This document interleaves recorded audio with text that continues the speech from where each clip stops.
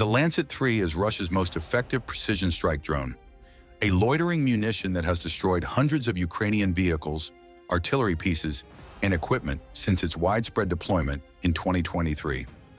Manufactured by the Russian company Zala Aero, a subsidiary of the Kalashnikov Group, the Lancet is a small cruciform-winged drone weighing approximately 12 kilograms, powered by an electric motor, and carrying a shaped charge or high-explosive fragmentation warhead of approximately 3 kilograms. It can loiter over a target area for up to 40 minutes, guided by an operator who views the target through the drone's onboard camera and then dives onto its target at speeds of over 300 kilometers per hour, fast enough that most air defense systems cannot track and engage it in the final seconds of its attack dive. The Lancet has become one of the most feared weapons on the Ukrainian front. Its combination of precision guidance, loitering capability, and relatively low cost, approximately $35,000 per unit, makes it a persistent threat to any Ukrainian vehicle, artillery piece, or equipment that exposes itself within range of a Lancet launch position. Ukrainian forces have developed a range of countermeasures, camouflage, rapid displacement, physical barriers, and electronic warfare jamming that have reduced the Lancet's hit rate, but the drone remains dangerous, and every Ukrainian soldier who operates equipment near the front line knows that a Lancet could be circling overhead at any moment, its camera searching for a target, its warhead waiting to dive. Days ago, on the Eastern Front, Ukrainian electronic warfare specialists accomplished something that transforms the Lancet from a Russian weapon into a Ukrainian one. They hijacked a Lancet in mid-flight, seconds before it struck a Ukrainian howitzer, seized control of its guidance system, and turned it around, sending it back across the front line and into a Russian command vehicle where it detonated with lethal precision. Russia's own drone, carrying Russia's own warhead, killed Russian officers in a Russian vehicle. The cost to Ukraine, zero. The message to Russia, even your own weapons work for us now. The Lancet's vulnerability. The Lancet 3 operates through a radio data link between the drone and its ground control station. The operator sits at a console, typically located several kilometers behind the front line, and controls the drone through a video feed transmitted from the aircraft's camera. Commands, steering inputs, altitude changes, and the terminal dive command are sent from the operator to the drone via this same radio link. The system uses encryption and frequency hopping to protect the link from electronic interference. But like all radio-based control systems, it is fundamentally vulnerable to electronic warfare techniques that have become increasingly sophisticated over the course of this war. Ukrainian EW specialists have been studying the Lancet's communications architecture since the drone first appeared on the battlefield in significant numbers in late 2023. Through a combination of captured Lancet components, recovered from drones that crashed due to mechanical failure, malfunctioned in flight, or failed to detonate upon impact, providing Ukrainian engineers with intact circuit boards, radio modules, and flight computers to reverse engineer. Signals intelligence analysis of hundreds of Lancet control transmissions recorded during live engagements, and intensive collaboration with Western electronic warfare experts who provided access to advanced signal processing tools and analytical frameworks. Ukrainian engineers have developed an increasingly detailed understanding of the Lancet's control protocols. This understanding encompasses every layer of the system. The specific radio frequencies the Lancet uses for its primary and backup control links, the encryption methods employed to protect those links, which Ukrainian cryptanalysts have found to be less sophisticated than Russian marketing materials suggest. Relying on commercially derived algorithms rather than military-grade encryption, the handshake procedures that authenticate communication between the drone and its ground station at the beginning and during the flight, the command structure and data formatting that tells the drone where to fly, at what altitude, at what speed, and when to initiate its terminal dive, and the telemetry data that the drone transmits back to its operator, including video feed, GPS position, battery status, and motor temperature. This understanding has been applied primarily to defensive jamming, disrupting the Lancet's control link so that the drone loses contact with its operator and either spirals into the ground, flies aimlessly in a holding pattern until its battery dies, or defaults to a pre-programmed fail-safe behavior that usually results in the drone missing its target by a wide margin. Defensive jamming has been moderately successful. Ukrainian EW units estimate they have prevented hundreds of Lancet strikes through this technique, but it has significant limitations. Jamming affects a broad area and can interfere with Ukrainian drones as well as Russian ones. It requires constant power and creates an electromagnetic signature that Russian forces can detect and target. And increasingly, Russian engineers are adapting the Lancet's systems to resist jamming, implementing frequency hopping patterns that are harder to disrupt in backup navigation modes that allow the drone to continue toward its last known target coordinates, even when the control link is severed. But jamming is a blunt instrument. It denies control to both the Russian operator and anyone else. What Ukrainian EW specialists have been working toward for months is something far more ambitious. Interception. Not merely disrupting the control link, but breaking into it. Injecting Ukrainian commands into the Lancet's guidance system while simultaneously blocking the Russian operator's commands, effectively transferring control of the drone from the Russian console to a Ukrainian one. The technical challenge is enormous. The Lancet's encryption must be broken or bypassed in real time, within seconds, because the drone may be only seconds from impact when the interception attempt begins. The Ukrainian commands must be formatted precisely to match the protocols that the Lancet's onboard receiver expects. Any deviation will be rejected by the drone's software, and the timing must be perfect. The Russian operator's signal must be blocked at the exact moment the Ukrainian signal is injected, or the drone will receive conflicting commands and behave unpredictably. Ukrainian engineers solved these challenges through months of laboratory work, field testing against captured Lancet components, and, critically, real-world experimentation against live Lancets during actual combat engagements. Each failed interception attempt provided data that refined the technique. Each partial success, a Lancet that briefly responded to Ukrainian commands before reverting to Russian control, revealed the system's responses and vulnerabilities.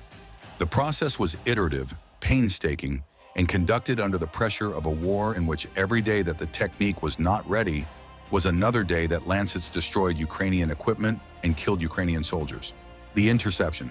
The engagement occurred on a gray, damp afternoon.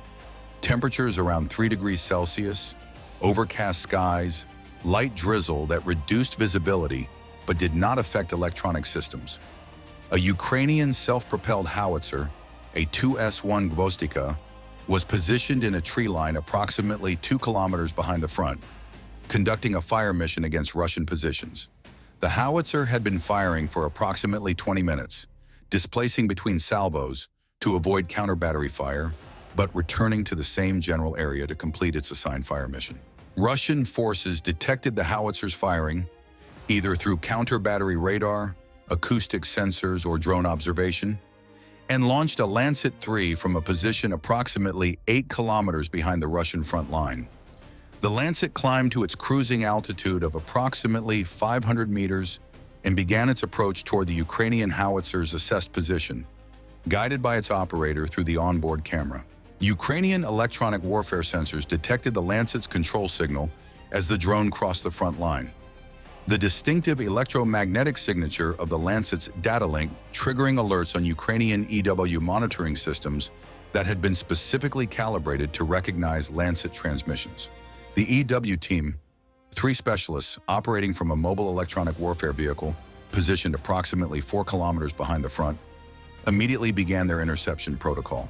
The first step was signal analysis, capturing the Lancet's control frequency, identifying its current encryption parameters, and characterizing the data link's specific handshake pattern for this flight. Ukrainian EW systems, equipped with software that had been refined through hundreds of previous Lancet encounters, completed this analysis in approximately 8 seconds. The second step was signal injection preparation, formatting Ukrainian control commands to match the Lancet's expected input protocol, setting the interception frequency, and preparing the jamming pulse that would simultaneously block the Russian operator's signal. This took approximately 4 seconds. The Lancet was now approximately 2 kilometers from the Ukrainian howitzer and beginning its terminal approach. Descending from cruising altitude, its camera locked onto the thermal signature of the howitzer's recently fired barrel. The Russian operator was guiding the drone into its final dive. The howitzer crew, unaware of the incoming threat, was reloading for another salvo. The Ukrainian EW team had approximately 12 seconds before the Lancet would reach the point of no return. The moment in its terminal dive when its speed and trajectory would make interception impossible regardless of what commands were sent. At T-9 seconds, the Ukrainian EW system activated. The jamming pulse hit the Russian control signal like a wall, overwhelming the operator's transmissions with a blast of electronic noise that severed the link between the Russian console and the drone. Simultaneously, within milliseconds, the Ukrainian signal injection system began broadcasting commands to the Lancet on the same frequency, formatted with the same encryption parameters, using the same protocol that the drone's receiver was expecting. The Lancet's onboard computer received the Ukrainian commands and, finding them indistinguishable from legitimate operator inputs, obeyed. The first command was a sharp turn, a 90-degree bank that pulled the drone out of its terminal dive approximately 3 seconds before it would have struck the howitzer. The drone's motor whined as it changed direction, its wings biting into the damp air as it curved away from the Ukrainian position. The Russian operator saw his video feed go blank. The jamming had severed his data link. His console displayed a link lost warning. He attempted to re-establish contact, cycling through backup frequencies. Each frequency he tried was already occupied by the Ukrainian jamming system, which tracked his attempts and blocked each one in turn. The operator was locked out of his own drone. Ukrainian control was now complete. The EW specialist who had assumed command of the Lancet, a 28-year-old electrical engineer who had designed much of the interception software himself, could see through the drone's camera on his own screen. He could steer the aircraft with his own inputs. The Lancet's motor had approximately 18 minutes of battery remaining, more than enough for what he planned to do. He turned the Lancet east toward the Russian lines. The strike couldn't add to foreign. The Ukrainian operator guided the hijacked Lancet back across the front line at an altitude of approximately 300 meters, low enough to avoid detection by Russian air defense radar that was searching for threats at higher altitudes, high enough to provide a clear view of the Russian positions below through the drone's camera. The Lancet flew east for approximately 4 minutes, covering roughly 6 kilometers into Russian-held territory. The operator was not flying blind. He had been briefed on Russian positions in the sector, the same positions that Ukrainian intelligence had been monitoring through other surveillance means. He knew the approximate locations of Russian observation posts, command vehicles, and equipment concentrations. His mission now was to find a target worthy of the 3-kilogram shaped-charge warhead that the Lancet still carried. A warhead that had been intended for a Ukrainian howitzer and would now be delivered to a Russian target. He found it at approximately 6 kilometers behind the Russian front line. A Gaz Tiger command vehicle parked beside a partially collapsed building that Ukrainian intelligence had flagged as a forward observation post. The Tiger's communications antennas were extended, indicating it was actively being used for command and control. 2 figures, officers, based on their equipment and posture, visible through the Lancet's camera and thermal overlay, stood beside the vehicle, apparently studying a map or tablet. The operator aligned the Lancet for its terminal approach. He put the drone into a steep dive, the same diving profile that the Lancet had been designed to execute, but now aimed at a Russian target rather than a Ukrainian one. The drone accelerated, its motor straining, the image on the operator's screen growing rapidly as the Tiger filled the frame. Impact. The 3-kilogram shaped charge warhead struck the Tiger's roof and detonated. The shaped charge, designed to penetrate armored vehicles far more heavily protected than a Tiger, punched through the vehicle's light armor as though it were cardboard. The explosion gutted the vehicle's interior, destroying the communications equipment, the command systems, and everything and everyone inside. The 2 officers who had been standing beside the vehicle were thrown to the ground by the blast wave, fragments of the Tiger's bodywork and shrapnel from the warhead cutting through them. Ukrainian reconnaissance drones, which had been monitoring the area in real time since the interception began, captured the strike on video. The footage shows the Lancet diving steeply from the overcast sky, striking the Tiger with pinpoint accuracy, and the vehicle erupting in a fireball that scattered debris across a 30-meter radius. The two officers are visible on thermal camera, motionless after the blast, their heat signatures fading rapidly in the cool drizzle. Damage assessment. One Gaz Tiger command vehicle destroyed, $250,000, $350,000, including the communications equipment and command systems installed inside. 2 Russian officers killed, later identified through intercepted communications as a captain serving as the observation post commander and a senior lieutenant from the battalion's fire coordination section. Their deaths disrupted Russian artillery coordination in the subsector for over 24 hours as replacement personnel were identified, briefed, and transported to the area. 1 forward observation post rendered non-functional, its command vehicle destroyed, its communications links severed, its personnel killed or scattered. Additionally, 1 Lancet 3 drone expended, a Russian asset worth approximately $35,000 that was converted from a Russian weapon to a Ukrainian weapon at zero cost to Ukraine. The Lancet's warhead, fuel, and flight time were all Russian-funded. Ukraine provided only the electronic warfare capability that redirected them. Total estimated Russian losses: $285,000, $385,000 in equipment, plus the irreplaceable combat experience of 2 officers who had been coordinating artillery fire in the sector. Cost to Ukraine: the electricity to power the EW system during the interception, approximately $300 worth of generator fuel. Return on investment, approximately $70,000 to $130,000 to 1. Intercepted communications. Ukrainian signals intelligence captured Russian communications in the hour following the strike that revealed the extent of the confusion and alarm the incident created. A Russian battalion commander informed that his observation post had been destroyed by a Lancet strike, initially assumed it was a Ukrainian drone of a similar design. When his intelligence officer investigated and determined, from the wreckage fragments, the flight trajectory data from nearby air defense radars, and the testimony of surviving soldiers who had observed the drone approaching from the west at a flight profile characteristic of a Lancet terminal dive, that the weapon was indeed a Russian Lancet, the commander's response was captured in a transmission that Ukrainian operators have preserved. "That's impossible. Check again," the intelligence officer confirmed. The commander's next transmission was to his divisional headquarters, requesting an immediate investigation and warning that Ukrainian electronic warfare had potentially compromised the Lancet control system. The warning rippled through Russian drone units across the sector with the speed of bad news in a military hierarchy. Lancet operators were ordered to verify their control links with additional authentication procedures before and during each flight. Measures that added complexity to every launch sequence, slowed operator response times significantly, and reduced the number of Lancets that each team could launch per day from an average of 4 to 5 strikes down to 2 to 3. Drone units in adjacent sectors, even those far from the location of the interception, were briefed on the incident and told to report any anomalies in their control systems immediately, regardless of how minor. Some units, according to intercepted communications, temporarily suspended Lancet operations entirely while waiting for technical guidance from Zala Aero's field representatives and from higher command on how to protect their drones from Ukrainian interception.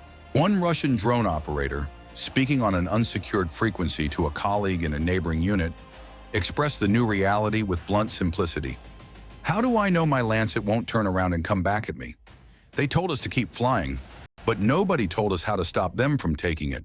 This operational pause, even if temporary and partial, represented a significant tactical victory for Ukrainian forces that extended far beyond the destroyed Tiger. Every hour that Russian Lancet operations were reduced or suspended was an hour during which Ukrainian equipment could operate more freely, Ukrainian artillery could fire with less threat of precision retaliation, and Ukrainian vehicles could move with reduced risk of a Lancet attack. The interception of a single drone had psychological and operational effects that far exceeded the value of the destroyed Tiger. Strategic implications. The successful hijacking of a Lancet in flight represents a potential paradigm shift in the drone war that has defined this conflict. If Ukrainian EW specialists can reliably intercept and redirect Russian drones, the calculus of drone warfare changes fundamentally. Currently, Russian drone operators launch Lancets with the confidence that their weapons will fly where commanded, toward Ukrainian targets. The worst outcome they anticipate is a miss or a jamming-induced crash. The possibility that their drone could be turned around and sent back to kill Russian soldiers introduces a risk that has never existed before in drone warfare. Every Lancet launch becomes a gamble, not just whether the drone will hit its intended target, but whether it will be hijacked and redirected against Russian forces. This psychological dimension, the fear of your own weapons being turned against you, is corrosive to operator confidence and institutional trust in the weapon system. Ukrainian EW specialists have been transparent that this technique is not yet fully reliable. The interception that succeeded in this engagement was the product of favorable conditions, including the Lancet's proximity to Ukrainian EW assets, the specific encryption parameters in use, and the response time of the Ukrainian team. Not every interception attempt will succeed, but the technique is being refined with every attempt, every data point, every captured Lancet component that reveals more about the system's vulnerabilities.